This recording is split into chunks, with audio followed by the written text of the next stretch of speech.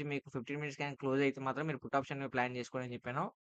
Market ఎప్పుడు ఫ్లాట్‌గా open అయ్యి, బట్ యాక్చువల్లీ ఏం జరిగిందంటే మార్కెట్ హ్యూజ్‌గా గ్యాప్ అప్‌లో ఓపెన్ అయింది. గ్యాప్ అప్‌లో ఓపెన్ అయిన తర్వాత మార్కెట్ అనేది ఏం జరిగింది, ఈ లెవెల్‌కి వచ్చిందన్నమాట. ఈ లెవెల్ ఎప్పుడైతే వచ్చిందో మనకు ఈ లెవెల్ కన్సల్టేషన్ జోన్ కాబట్టి మనం ఎటువంటి ఎంట్రీ అనేది ఈ లెవెల్‌లో తీసుకోలేదు.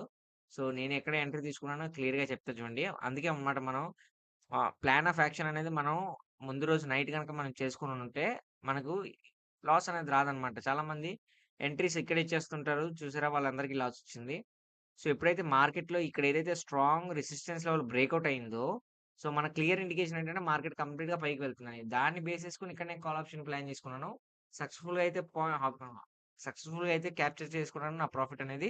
సో, ఇంకా నేను ఎటువంటి ట్రేడ్ అనేది తీసుకోలేదు. ఎందుకంటే నాకు ఇక్కడ మార్కెట్ హ్యూజ్‌గా రైజ్ అప్ అయినా సరే నేను 100 పాయింట్స్ టార్గెట్ కాబట్టి 100 పాయింట్స్ సక్సెస్‌ఫుల్‌గా రీచ్ అయిన తర్వాత ఎందుకంటే లాస్ట్‌లో వోలటైల్‌గా ఉంటది కాబట్టి మార్కెట్ ఆహ్, స్టాప్ లాస్ హంటింగ్ కూడా